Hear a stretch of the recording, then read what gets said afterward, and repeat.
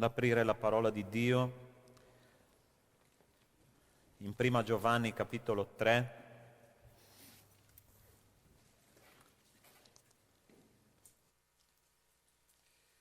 E noi stiamo studiando questa lettera già da diverse settimane e le nostre predicazioni sono basate proprio su questa lettera che Giovanni, l'Apostolo Giovanni, ha scritto alla Chiesa, perciò una lettera che lui ha scritto a noi, ok?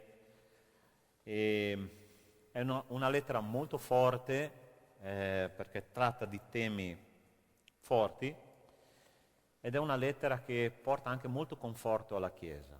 E questa mattina noi studieremo un testo, sono 3 versetti solo, che ci daranno una bella riempita di serbatoio, no? Privilegio e dovere di essere figli di Dio. Giovanni capitolo 3, i primi 3 versetti, e dice così la parola. Vedete quale amore ci ha manifestato il Padre, dandoci di essere chiamati figli di Dio, e tali siamo. Per questo il mondo non ci conosce, poiché non ha conosciuto Lui. Carissimi, ora siamo figli di Dio, ma non è stato ancora manifestato ciò che saremo. Sappiamo però che quando Egli sarà manifestato saremo simili a Lui, perché lo vedremo come Egli è.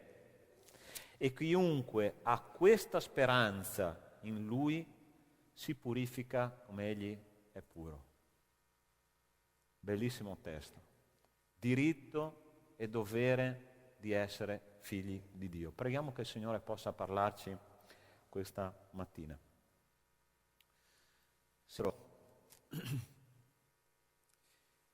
Abbiamo cantato le tue lodi, Signore,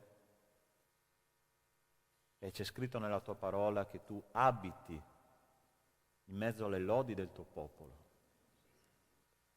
Perciò, Signore, noi siamo sicuri che tu sei venuto a visitarci questa mattina. Ma adesso, Signore, è il tuo momento, il momento in cui tu parli alla tua Chiesa, tu sai di che cosa ha bisogno la tua Chiesa, la vitamina, Signore, per far crescere questo corpo di Cristo in modo sano, corretto. E quindi, Signore, ti prego che lo Spirito Santo, il nostro consolatore, il nostro mediatore, possa prendere il controllo, Signore, in questo momento e che tu possa interpretare la tua parola alla necessità della tua Chiesa. Signore, tu sai cosa serve, lo rimettiamo nelle tue mani nel nome di Gesù. Amen. Come abbiamo studiato nelle settimane scorse, Giovanni scrive questa lettera urgente alla Chiesa perché c'erano dei falsi dottori che stavano predicando delle false dottrine, che stavano ingannando i credenti. E una di queste dottrine, che era, diciamo così, era la corrente degli gnostici. La parola gnostico viene dalla parola gnosi, conoscere, ok?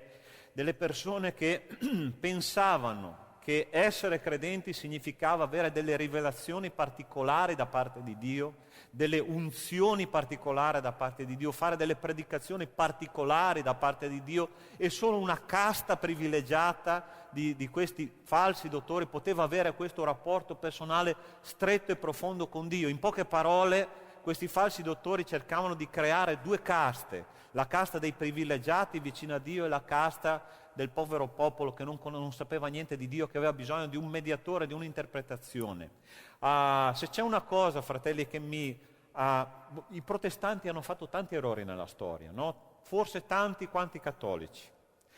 Questa è una notizia che vi sconvolgerà. Ma vi posso dire una cosa che mi è piaciuta di Lutero, che mi piace tuttora di Lutero, è che lui ha stabilito attraverso la verità biblica che esiste un solo sacerdozio, che è il sacerdozio universale dei credenti. Cioè tutti abbiamo diretto accesso al Signore con la medesima autorità, con la medesima libertà, con il medesimo sentimento, perché il Signore ha stabilito che noi siamo i Suoi figli e non ci sono Suoi figli superiori, Suoi figli inferiori, noi siamo figli di Dio. E quando questo testo comincia a dichiarare che tali siamo, io penso che Giovanni in quel momento lì, noi siamo figli di Dio e tali siamo, e silenzio tutti. È questo che intendeva Giovanni, un po' si arrabbia, giustamente si arrabbia, perché noi fratelli abbiamo questa libertà di entrare nella presenza di Dio liberamente come Suoi figli, non esistono caste di rivelazioni particolari, non esistono unzioni particolari, non esistono doni particolari dello Spirito, e se hai un dono superiore, perché questa può essere una cosa, che alcuni di noi hanno doni superiori agli altri, ma attenzione, come ha detto lo zio là di Spider-Man nel film, ha detto dal grande potere deriva una grande responsabilità. Fratelli, se qualcuno di noi avesse dei doni particolari, ha una grande responsabilità in più di servire la famiglia di Dio. E questa è la verità che introduce questo testo biblico. Allora, una decisione univoca di Dio ci definisce che noi siamo dei figli, e tali siamo, dice l'Apostolo Giovanni.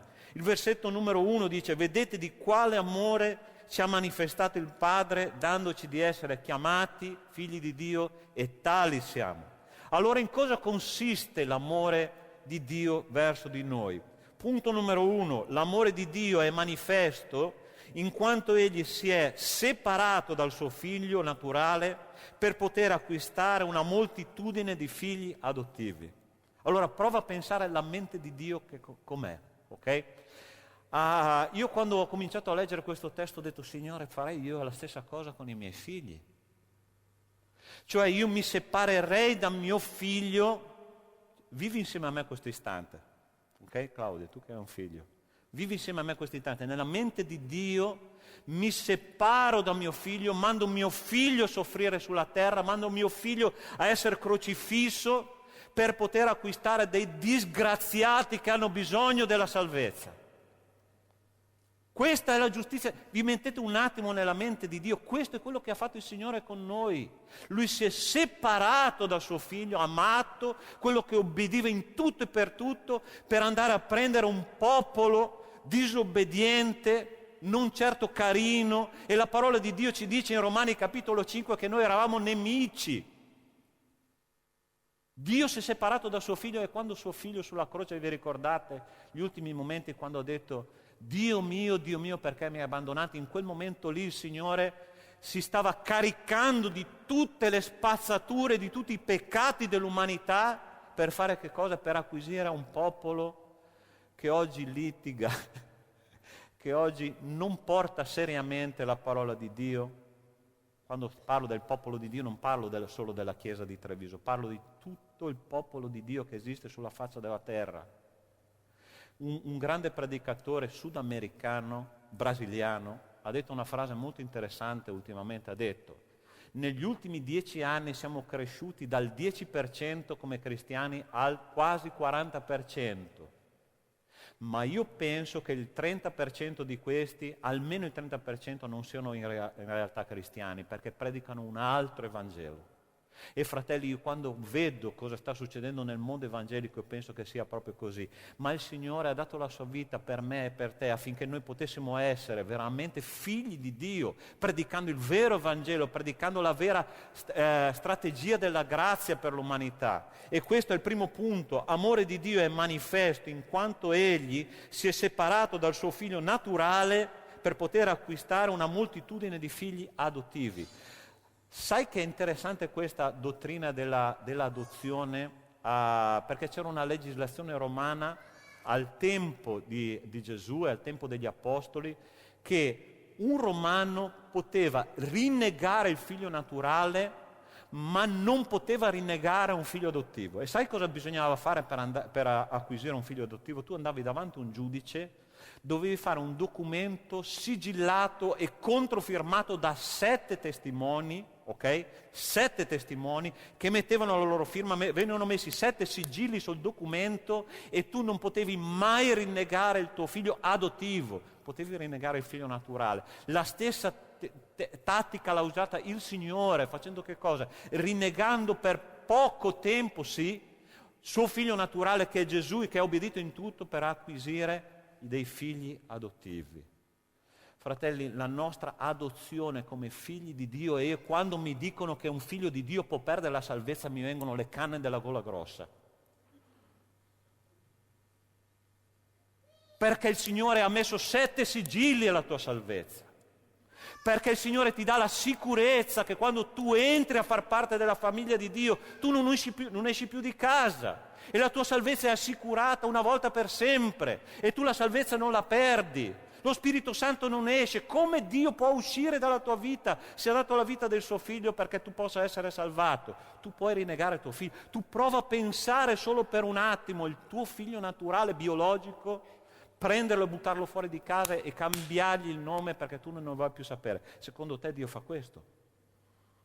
Gente, abbiamo bisogno di ritornare alla sana teologia. Quando tu entri a far parte della famiglia di Dio, tu hai il diritto naturale di essere figlio di Dio. E quando il Signore dice in questo testo biblico e tali siamo, e che nessuno dica più niente, è così che dice la parola del Signore. Amore di Dio è manifestato perché ha seppellito insieme alla sua morte tutto ciò che ci separava da Lui. Abbiamo letto un testo molto interessante stamattina, in Romani capitolo 6, quando dice che noi siamo, per 3 o 4 volte, la parola di Dio dice che noi siamo morti con Cristo, ok? Quindi cosa vuol dire? Che il nostro vecchio io, i nostri vecchi problemi, le nostre vecchie difficoltà, i nostri vecchi limiti, i nostri vecchi peccati sono morti con chi? Con Cristo insieme a Lui sulla croce. E tutto quello che noi siamo oggi siamo nuove creature, no? La psicologia sta facendo dei tentativi da decenni per cambiare la testa delle persone. C'è stata una conferenza qualche anno fa negli Stati Uniti dei più grandi psicologi di tutto il mondo si sono riuniti e hanno scoperto una cosa interessante, che i pazienti che loro seguono, il 98% non guariscono, il 2% di quelli che guariscono da soli. Quindi, non so se vi rendete conto di quello che vi sto dicendo. Quindi significa che tutti i soldi che il mondo dà agli psicologi sono soldi che ingrassano le loro tasche, punto basta. La soluzione non esiste da uno psicologo, perché la soluzione esiste attraverso la parola di Dio, attraverso il diventare figli di Dio, perché diventare dei figli di Dio cancella tutto quello che tu hai combinato nel tuo passato e ti fa diventare una nuova creatura in Cristo Gesù. E quando la parola di Dio dice che siamo nuove creature, fratelli, ma vi rendete conto? Qualcosa che prima non esisteva e che oggi è venuto a esistere. Il Signore prende tutta la tua storia, tutto il tuo passato, tutte le tue porcherie, le mie porcherie, perché anch'io ne ho fatte, le mie spazzature, le prende, le getta in fondo al mare e ci mette su un cartello con una boa galleggiante con scritto su, vietato pescare. E questo è il tuo Dio. L'amore di Dio è che tu sei una nuova creatura. Quando Dio dice tu sei un figlio mio, tu sei una nuova creatura, il tuo passato non ha più importanza per me, tu puoi essere la persona più spregevole di questo mondo, ma adesso tu sei mio figlio. E quando io penso, fratelli, a essere figli di Dio, mi viene sempre in mente l'immagine del figlio prodigo che torna a casa. E questa è l'immagine più bella che io trovo nella parola di Dio. Questo ragazzo che torna a casa sporco, magro, il suo vestito sicuramente non era più di quando lui era partito con ricchezze, aveva perso perfino la dignità. La parola di Dio ci dice che lui a un certo punto mangiava con i maiali, desiderava il cibo dei maiali, e la cosa interessante è che il padre era lì che lo aspettava.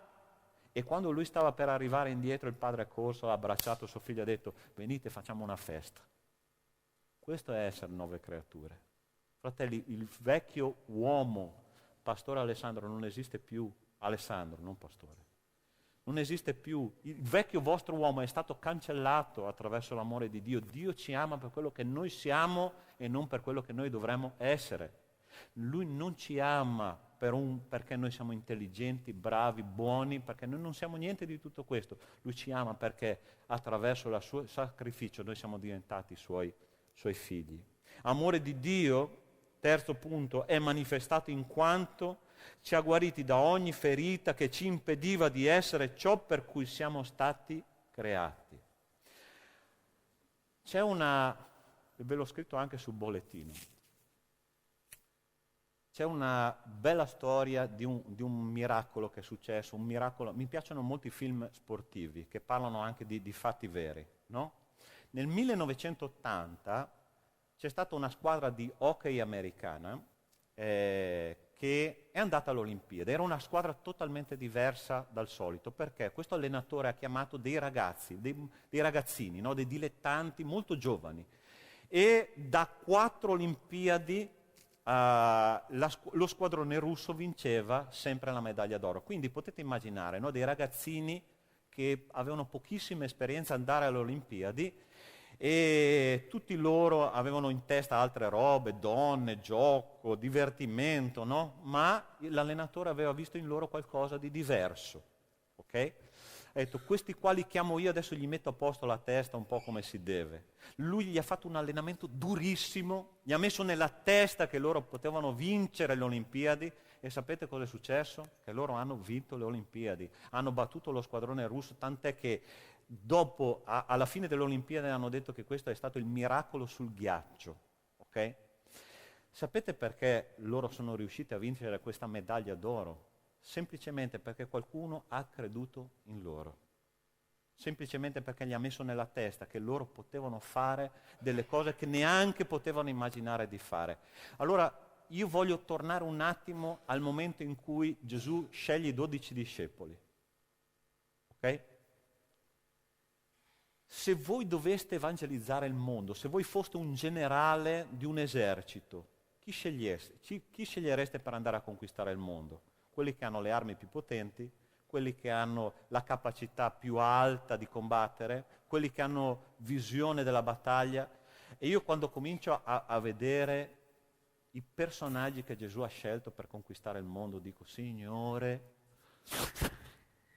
ma cosa hai fatto nella testa di questi ragazzi? Contadini, pescatori, ignoranti, caratteraccio. Ma gente, vi rendete conto? Arrivano Giacomo e Giovanni in un villaggio di Samaritani, Signore, quelli lì non ci hanno guardato, facciamo scendere fuoco dal cielo, distruggiamoli perché no.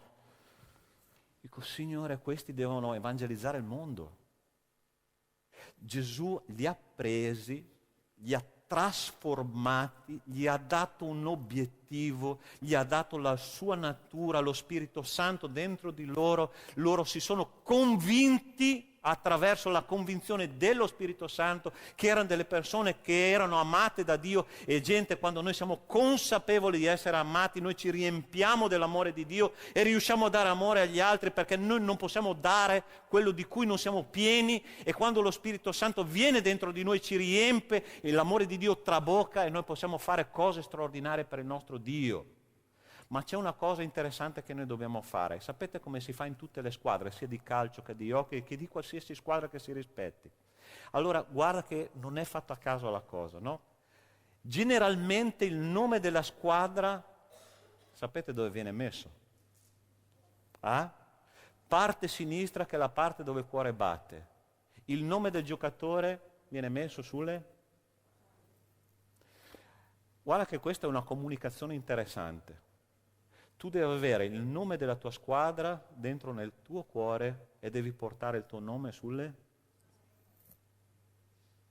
Noi in genere mettiamo la maglietta alla rovescia. Noi mettiamo il nome qua davanti e la squadra qua dietro. Noi non abbiamo senso di appartenenza alla squadra di Dio. La Chiesa, come ha detto un mio fratello una volta che gira tante chiese, ha detto, le chiese italiane sono poche e molto ben divise. Dentro nella Chiesa ci sono le divisioni.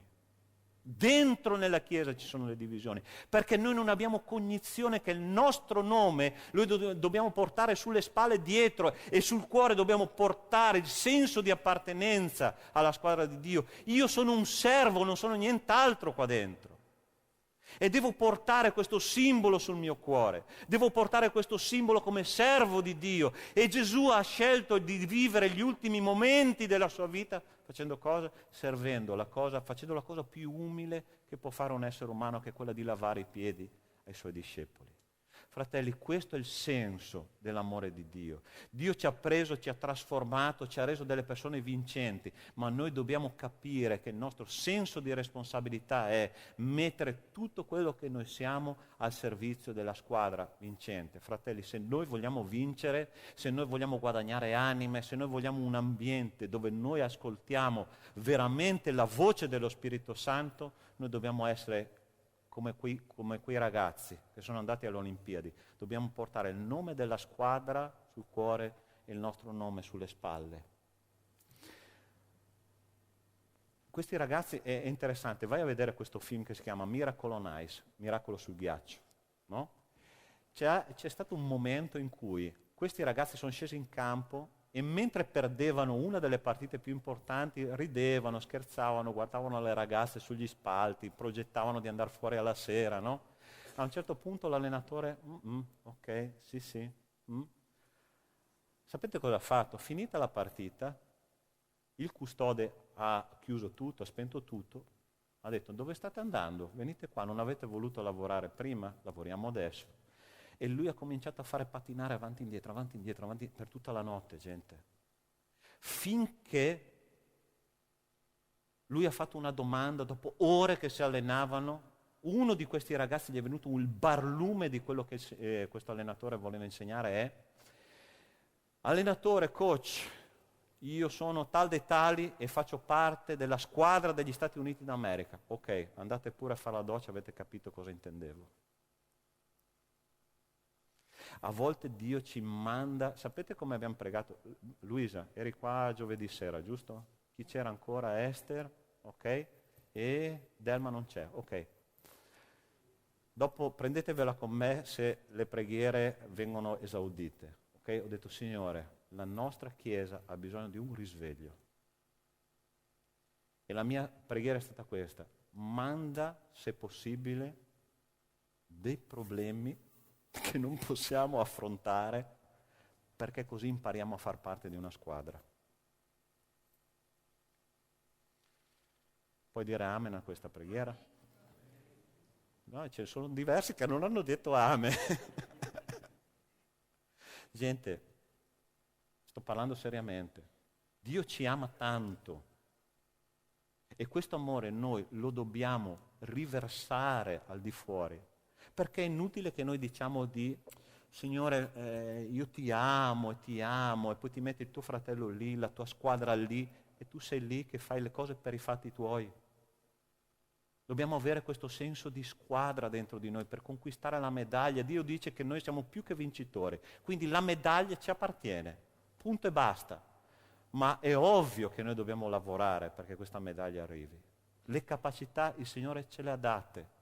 Dio ha scelto 12 per cambiare il mondo, hanno cambiato, ma quella è una generazione. Oggi viviamo in un'altra generazione e noi abbiamo la necessità e dobbiamo conquistare questo mondo per il Signore. Ma se non abbiamo questo senso di squadra dentro di noi, non arriveremo da nessuna parte. Amore di Dio è manifestato in quanto ha condiviso con noi la sua natura divina. Siamo ancora al versetto 1. Un giorno un mio ex collega di lavoro, mi ricordo, noi avevamo l'abitudine a sabato e la domenica, quando non c'erano i capi, no? Quando non ci sono i gatti, i topi ballano sempre. Okay? E noi avevamo l'abitudine di fare il risotto. Gente, alla domenica veniva un risotto meglio che il ristorante. E questo mio collega che faceva il risotto aveva anche del buonissimo vino, ok? E lui tutte le domeniche, tutto orgoglioso, veniva con questi sacchi con dentro tu il vino. Cioè, fanno un vino buono anche a Mantova, Gigio? Ok?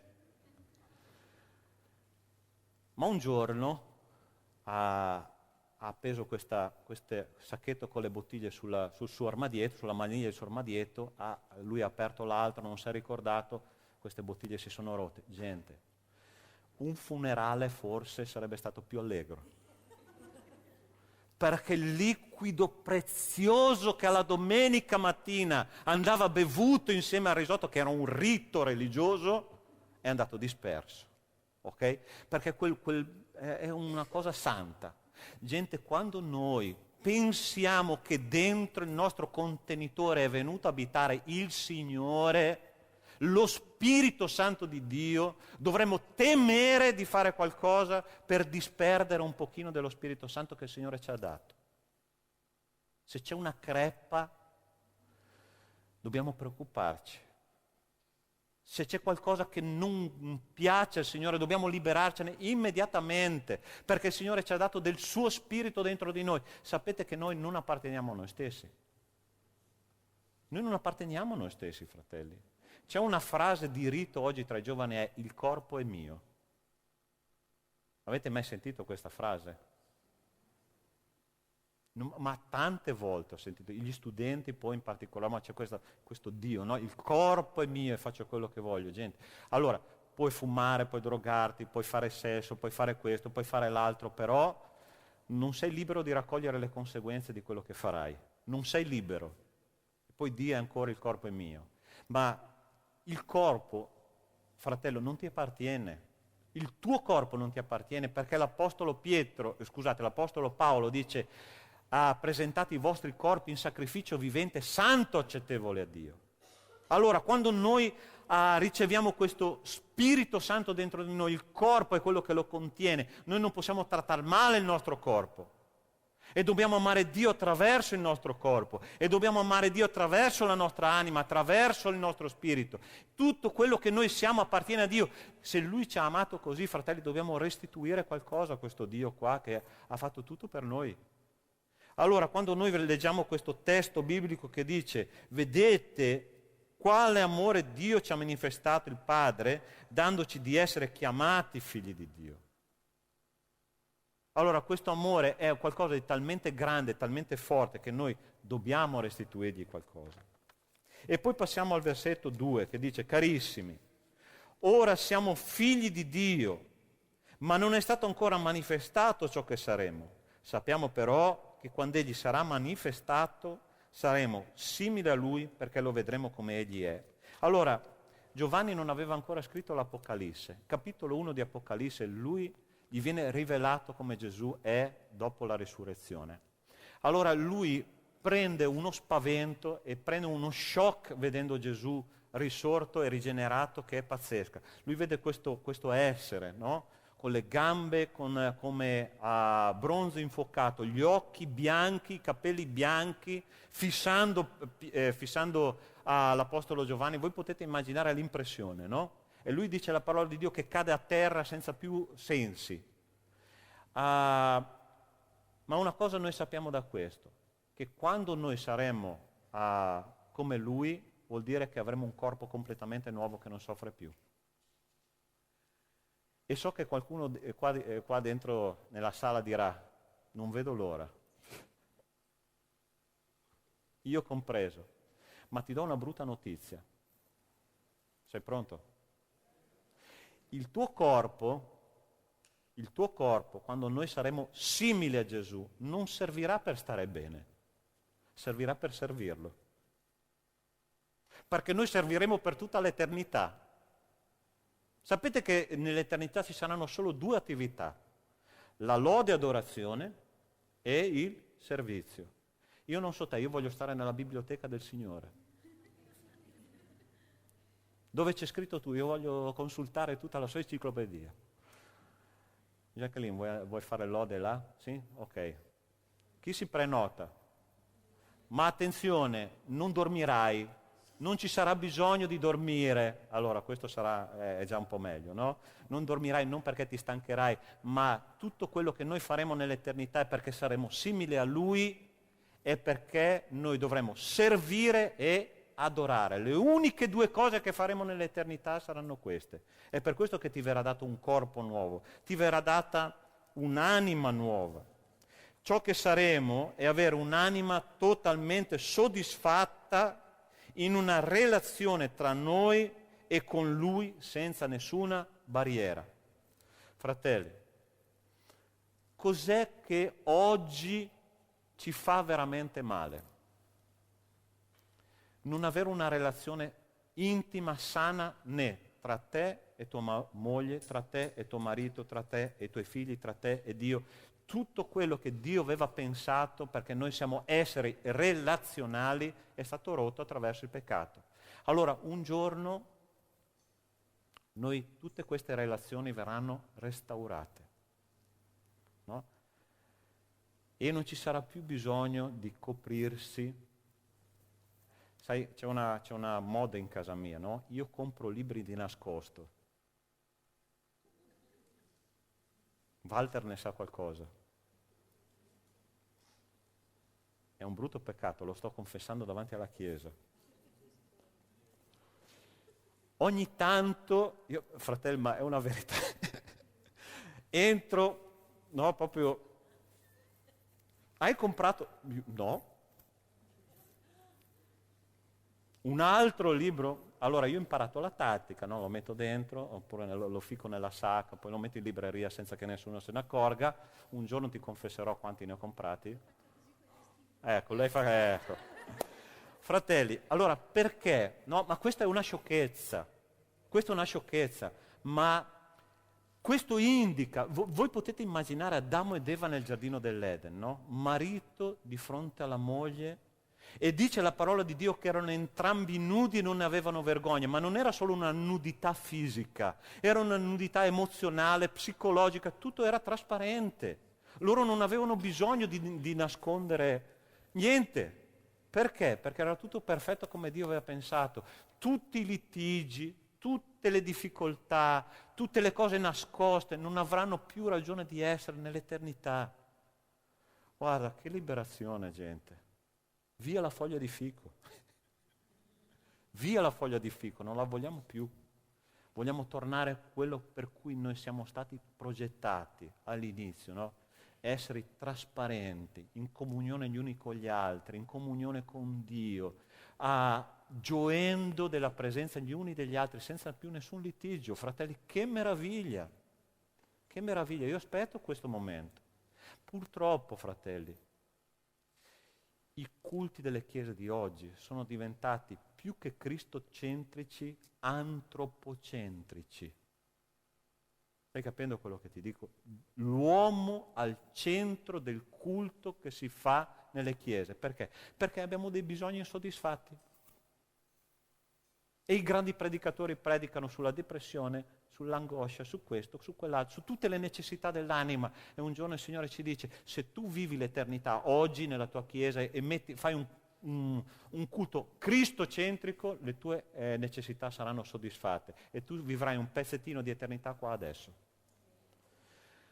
E dobbiamo fare un cambiamento di visione completa. E infine, e chiunque ha questa speranza in Lui si purifica come Egli è puro. Si purifica sapendo che dobbiamo portare, come abbiamo detto prima, il nostro nome sulle spalle e la nostra squadra nel cuore. Si purifica sapendo che Dio non farà quello che noi dobbiamo fare. Dio non farà il pezzettino di responsabilità che tu devi fare. Lo devi fare tu, ok? Quindi noi dobbiamo prepararci per arrivare nell'eternità attraverso le nostre responsabilità. Si purifica sapendo che quello che conta è lo spirito di squadra e di servizio. La lettera ai Romani è divisa in 5 S, ok? Ed è stata scritta agli italiani. I primi capitoli parlano della S di schiavitù del peccato. La seconda S parla della salvezza in Cristo. La terza S parla della sovranità di Dio. La quarta S parla del servizio. È come se Paolo arrivasse verso la fine della lettera ai Romani dicendo: per favore, servite gli uni gli altri, servite. La quarta S è servite. Si purifica sapendo di appartenere non a se stessi, ma che è stato comprato a caro prezzo. Il prezzo della tua anima è un prezzo che Gesù ha pagato attraverso il suo sangue. Gente, il sangue di Gesù è la cosa più preziosa dell'universo. Lui ha dato il meglio per me e per te. Sarà che noi stiamo dando il nostro meglio per il Signore? Chi ha questa speranza in sé si purifica come Egli è puro, cambia qualcosa nella sua vita. Allora, io non concepisco, ok? Una chiesa, e io penso che questa non sia questo tipo di chiesa, ma non concepisco una chiesa che entra nella sala di culto, ascolta la parola di Dio, si siede e poi esce come prima. Gente, è una cosa che non ha senso. Qualcosa, quando tu esci fuori da questa sala, deve cambiare. Ma non perché hai trovato un buon predicatore, un cattivo predicatore. Questa settimana ho ascoltato la predica di un predicatore che diceva: la Chiesa non ha bisogno di predicatori di fuoco, ha bisogno di predicatori del Vangelo. Cioè, non quelli che sbraitano, a volte anche a me mi viene da alzare un po' la voce, non quelli che predicano la guarigione per tutti quelli che ascoltano, quelli che predicano il Vangelo. Santificatevi perché io sono santo. Gente, più chiaro di così? Semplice, no?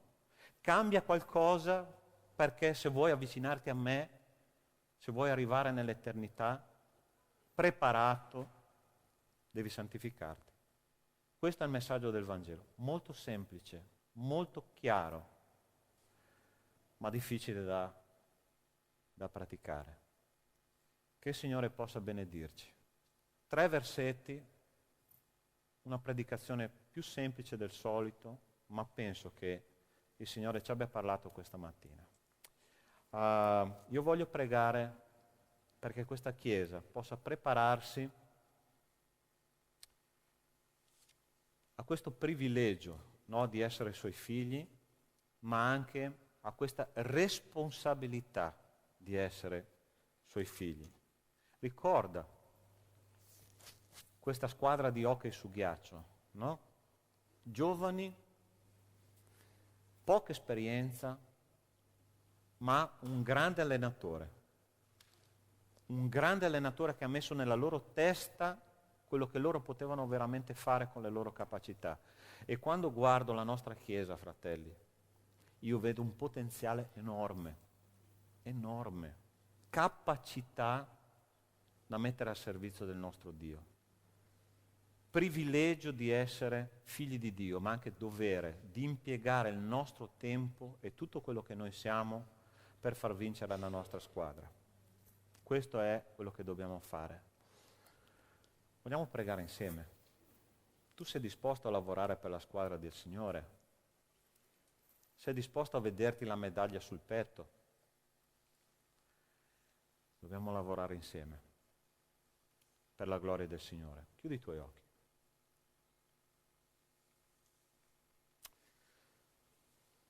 Signore Dio nostro, in questo momento io ti chiedo che questa Chiesa, Signore, sia una squadra. Privilegio di essere tuoi figli, porta in sé, Signore, una responsabilità enorme.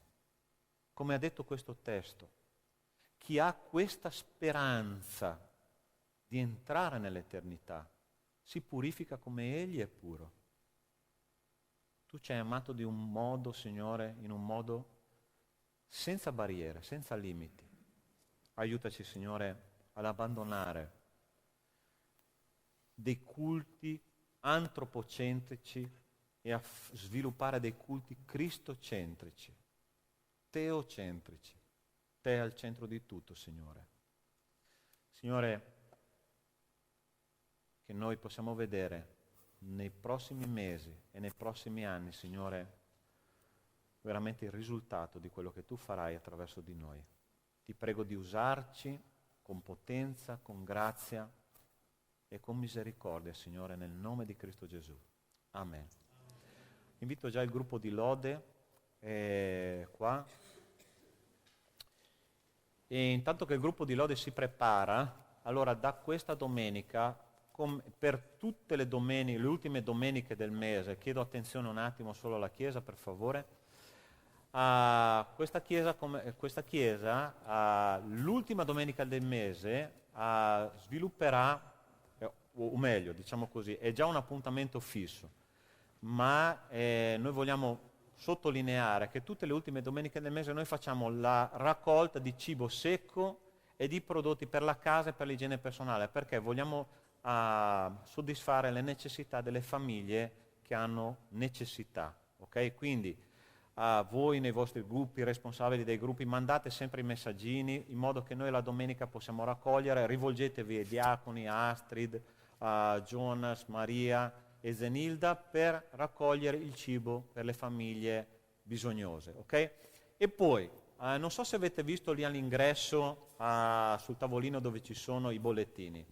Allora c'è il nostro simpatico maialino rosa. Zenilda, se puoi venire qua per favore a mostrarlo, vieni qua. Ok.